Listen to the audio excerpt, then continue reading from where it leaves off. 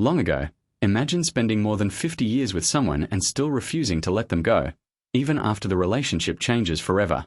Most Hollywood love stories end in lawyers, headlines, and bitter interviews. Danny DeVito and Rhea Perlman chose a completely different path. They separated years ago, and yet they still talk almost every day. They still celebrate family milestones together. They still speak about each other with a warmth that never really disappeared. Now, at 81, Danny DeVito has finally opened up about the woman who shaped nearly every chapter of his life. And the real story is far more complicated than a simple love story. Long before Danny DeVito became a household name, he was just another struggling actor trying to make it in New York City. Thousands of people were chasing the same dream, fighting for the same auditions, hoping somebody important might finally notice them. At the time, there was little reason to believe Danny would become one of Hollywood's most recognizable faces. He didn't fit the mold of a leading man. He was shorter than almost everyone around him, had a distinctive look, and kept running into an industry that rewarded one very specific type of actor. Audition after audition ended the same way, a polite thank you, and then nothing. Most actors would have quit. Danny never did. Why? Partly because he loved acting too much to imagine doing anything else. And partly because he believed something most people didn't, that success wasn't about becoming someone else. It was about finding people who appreciated exactly what made you different. That belief would end up shaping his entire life. Then, in January of 1971, a young actress named Rhea Perlman walked into an off-Broadway show called The Shrinking Bride. Fame has a way of destroying relationships. It brings money, pressure, attention, temptation, and most couples never build a foundation strong enough to survive it. Danny and Rhea had already lived through the hard years together, long before success showed up. So when Rhea landed her own breakthrough, playing the sharp-tongued, fearless Carla Tortelli on Cheers, something rare happened. The role made her a star in her own right and eventually earned her multiple Emmy Awards. And neither of them felt threatened by the other's success.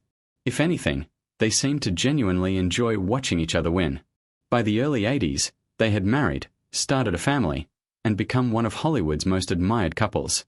From the outside, everything looked perfect. The truth, as they'd eventually discover, was far more complicated. As the 80s unfolded, Danny and Rhea found themselves somewhere few actors ever reach, both stars, both critically acclaimed, both recognizable across America. But what made their story unusual wasn't the fame. It was the life they quietly built around it. Hollywood relationships often collapse because careers turn into competitions, and one person's success breeds insecurity in the other. Danny and Rhea seemed immune to that. When Danny landed major film roles, Rhea celebrated. When Rhea earned award nominations, Danny spoke about her with obvious pride. That mattered even more once the kids arrived. Lucy first, then Grace, then Jacob. Suddenly life was about far more than acting jobs and ratings. Television schedules were brutal. Film shoots pulled Danny away for weeks at a time. And yet friends often remarked on how hard the couple worked to keep their family life normal, despite circumstances that were anything but.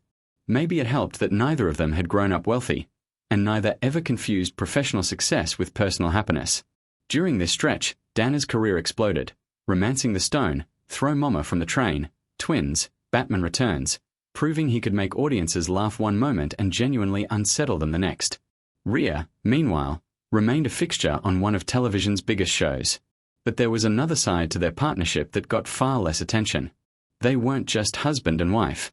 They were business partners. In the early 80s, they helped found Jersey Films, a production company that would go on to produce some of the most influential films of its era: Pulp Fiction, Erin Brockovich, Garden State, among others. It revealed something essential about who they were. They didn't just love each other. They loved building things together. For decades, that formula worked beautifully. And then, slowly, something began to change. Celebrity breakups usually come with a villain, a scandal, an affair, a blow-up the tabloids can feast on. This wasn't that. Sometimes the very thing that brings two people together is the same thing that eventually pulls them apart. By the time Danny and Rhea reached their later years, the struggle that once bonded them so tightly was gone. Their kids were grown.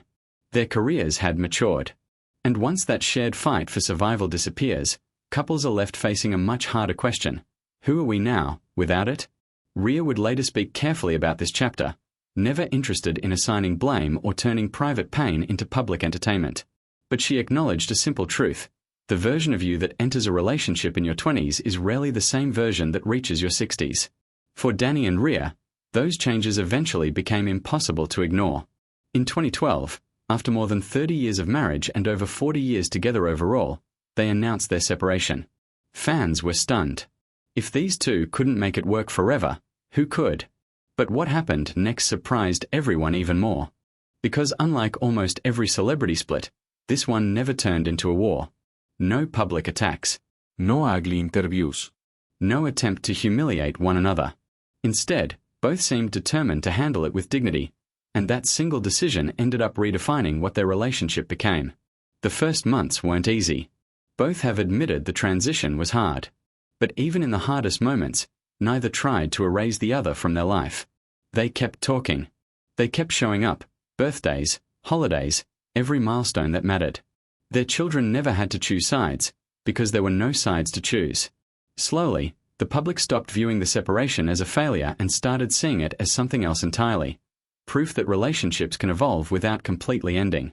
Whenever Danny was asked about Rhea, there was no bitterness in his voice. The same was true when Rhea talked about Danny. Neither one was trying to win. They were simply trying to protect something they both still valued. So how does a marriage end without the relationship ending too? The answer turns out to be simpler than most people expect. Love and compatibility aren't always the same thing. Two people can deeply care about each other while admitting that living together no longer works the way it once did. The mature response isn't always to force things back to how they used to be. Sometimes it's finding a new arrangement that lets both people actually thrive. That's exactly what Danny and Rhea did. Neither pretends the separation never happened. But neither behaves as though the relationship ended either. When you've known someone for more than 50 years, the connection runs far deeper than romance. That person has watched your failures, your fears, your growth, pieces of you nobody else remembers. Replacing that kind of bond is nearly impossible. So instead of treating each other as ex-spouses, Danny and Rhea behave more like lifelong companions whose relationship simply evolved into something new. Today, at 81, Danny DeVito has lived several different lives. He was the broke actor sleeping in cramped apartments, wondering if his break would ever come. He was the TV star who became one of the most recognizable faces in America.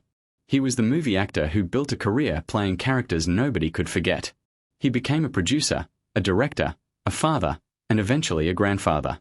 Across more than 6 decades in entertainment, he earned the kind of success most people only dream about. But when you look back across the full arc of his life, the most important chapter isn't a film, a TV show, or an award. It's Rhea. She believed in him when he was still fighting for his shot, still years away from anyone knowing his name. She saw something in him before the rest of the world did, and that belief became the foundation for everything that followed. What makes their story so fascinating is that it refuses to fit any familiar box. It isn't a perfect marriage, because they eventually separated. It isn't a bitter breakup, because they never stopped caring about each other. And it isn't even a typical Hollywood love story, because those almost always end with one person fading into a footnote in the other's life. That never happened here. Instead, Danny and Rhea found a way to stay connected even after everything changed. Still showing up for birthdays, holidays, and grandchildren, still talking, still supporting one another, still sharing a bond that time never managed to erase. Maybe that's exactly why their story resonates with so many people. Most of us are taught that relationships either last forever or they fail.